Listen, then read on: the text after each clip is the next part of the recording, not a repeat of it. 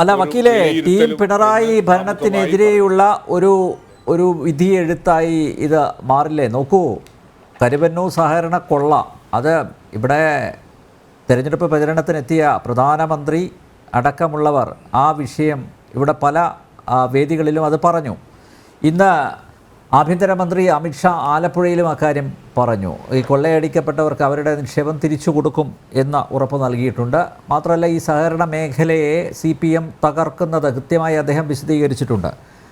അതവിടെ നിൽക്കുന്നു. മാസപ്പടി, മുഖ്യമന്ത്രിയുടെ മകൾ ഉൾപ്പെട്ട, മുഖ്യമന്ത്രിയൊക്കെ ഉൾപ്പെട്ട ആ കേസ് അതവിടെ നിൽക്കുന്നു.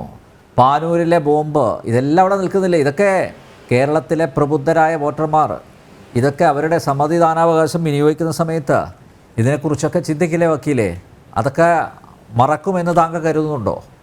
അല്ല, മറക്കും എന്നൊന്നും കരുതേണ്ട കാര്യമില്ലല്ലോ. അതൊക്കെ അവിടെ നിലനിൽക്കും. അത്തരമൊരു രാഷ്ട്രീയ ചിന്തകൾക്കൊക്കെ കേരളത്തിലെ നിഷ്പക്ഷമതികളായ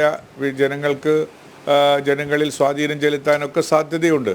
പക്ഷെ മറിച്ചുള്ള വിശദീകരണങ്ങൾ ഇതിനകത്തുണ്ടല്ലോ. മറിച്ചുള്ള വിശദീകരണങ്ങൾ എന്താണ്? ആ വസ്തുത കരുവന്നൂർ ബാങ്കിൽ കൊള്ളയ്ക്ക് അതിനെക്കുറിച്ച് പരാതി കിട്ടിയപ്പോൾ ഈ സംസ്ഥാന ഗവൺമെൻറ് തന്നെയാണ് അവർക്കെതിരെ നടപടികളെടുത്ത് അവരെ നിയമത്തിൻ്റെ മുമ്പിൽ കൊണ്ടുവന്നതും അവർക്ക് കൊടുക്കാനുള്ള പണം കൊടുത്തുകൊണ്ടേയിരുന്നതും. നിയമത്തിന്റെ മുന്നിൽ കൊണ്ടുവന്നത് അല്ലെങ്കിൽ CPM-ന്റെ പ്രാദേശിക നേതാക്കന്മാരൊക്കെ ഇപ്പൊ അകത്ത് കിടക്കുന്നത് പിണറായി വിജയന്റെ പോലീസ് ഇടപെട്ടത് കൊണ്ടല്ല, ED വന്നതുകൊണ്ടാണ് അകത്ത് കിടക്കുന്നത്.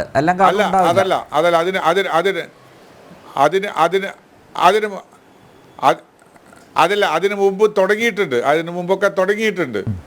അതൊക്കെ തുടങ്ങിയിട്ടുണ്ട്, നടപടികളിലേക്ക് നീങ്ങിയിട്ടുണ്ട്. ED വന്നു, അത് കുറെ കൂടെ സ്പീഡിലാക്കി. അതിന് ഉള്ള രാഷ്ട്രീയ കാര്യങ്ങളൊന്നും ഞാൻ ഇപ്പോൾ പറയാൻ ആഗ്രഹിക്കുന്നില്ല. അപ്പോൾ അതിനകത്ത് ED പിടിച്ചെടുത്ത പണം കൊണ്ട് ഇവർക്ക് ആളുകൾക്ക് കൊടുക്കാനുള്ള ഒരു സാഹചര്യം ഇല്ലാതായിപ്പോയി. അപ്പോൾ അത് കോടതിയിൽ പോയപ്പോൾ അത് ED-യും സമ്മതിച്ചു, കൊടുത്തേക്കാമെന്ന് പറഞ്ഞു. ഇപ്പോൾ ഗവൺമെൻറ്റും സമ്മതിച്ചു, അത് കുറേശ്ശെ കൊടുത്തു തീർക്കുന്നുണ്ട്. അതിനകത്ത് നടന്നിട്ടില്ല എന്ന് പറയാനുള്ള ഔദ്ധത്യമൊന്നും കാണിക്കുന്ന ഒരാളല്ല ഞാൻ. അതൊക്കെ നടന്നിട്ടുണ്ട്. രണ്ടാമത്, മറ്റേ മാസപ്പടി വിഷയത്തിൽ രണ്ട് സ്വകാര്യ സ്ഥാപനങ്ങൾ തമ്മിൽ, അല്ലെങ്കിൽ സ്വകാര്യമായ സ്ഥാപനവുമായി കിടുന്ന സമയത്ത് ഉള്ള ഒരു കരാറിൻ്റെ അടിസ്ഥാനത്തിൽ നടന്നിട്ടുള്ള വ്യവസ്ഥകളാണ്. അതിൻ്റെ നിയമ നടപടികളിലേക്ക് നീങ്ങുന്നുണ്ട്. ആ നിയമത്തിൻ്റെ മുമ്പിൽ നിയമത്തിൻ്റെ വഴിക്ക് പോകും. അതിനെ സംരക്ഷിക്കുക എന്നുള്ളത് ഇടതുപക്ഷ ജനാധിപത്യ മുന്നണിയുടെ ഉത്തരവാദിത്തമായി ആരും കണക്കാക്കുന്നുമില്ല. പാനൂരിലെ ബോംബ് നിർമ്മാണം, അത് ഈ അടുത്ത ദിവസവും വേറെ ഇടുന്നോ, ഇപ്പം അടുത്ത ദിവസം തന്നെ വയലിൽ നിന്ന് 15 ബോംബ് അവരുടെ പിടിച്ചെന്ന് നമ്പ്യാർക്ക് ശ്രദ്ധിച്ചിട്ടുണ്ടാവും എന്നാണ് വിചാരിക്കുന്നത്. അപ്പോൾ അതൊക്കെ അവിടങ്ങളിലുള്ള ഒരു കുടിൽ വ്യവസായം പോലെ നടക്കുന്ന ചില കാര്യങ്ങളാണ്. അത് ഒരു അമ്പലത്തിൻ്റെ നടപടിക്രമങ്ങളിലുള്ള തർക്കത്തിൻ്റെ പേരിലാണെന്നും ആ അമ്പല കമ്മിറ്റികളിൽ ഇടതുപക്ഷ സ്വഭാവമുള്ളവരും മാർക്സിസ്റ്റ് പാർട്ടിക്കാരും കമ്മ്യൂണിസ്റ്റ് പാർട്ടിക്കാരും ഒക്കെ ആയിപ്പോയത് കൊണ്ട് അവർ പ്രതികളായതാണെന്നും ഒക്കെയാണ്. എനിക്ക് സന്തോഷമുണ്ട്. അല്ല, DYFIക്കാർ ജീവൻ രക്ഷാ പ്രവർത്തനത്തിന് പോയതാണെന്ന് പറഞ്ഞില്ലല്ലോ. എന്തായാലും അതിലെനിക്ക് സന്തോഷമുണ്ട്. അമ്പല കമ്മിറ്റിയുടെ കാര്യമൊക്കെ പറഞ്ഞു, പക്ഷേ ജീവൻ രക്ഷാ പ്രവർത്തനത്തിന് പോയതാണ് എന്ന് ഗോവിന്ദ മാസ്റ്റർ അഭിപ്രായപ്പെട്ടതുപോലെ താങ്കൾ പറയാത്തതിൽ എനിക്ക് സന്ദോഷമുണ്ട് വക്കീലെ. കുടിൽ വ്യവസായമാണെന്ന് പറഞ്ഞു. അതെ,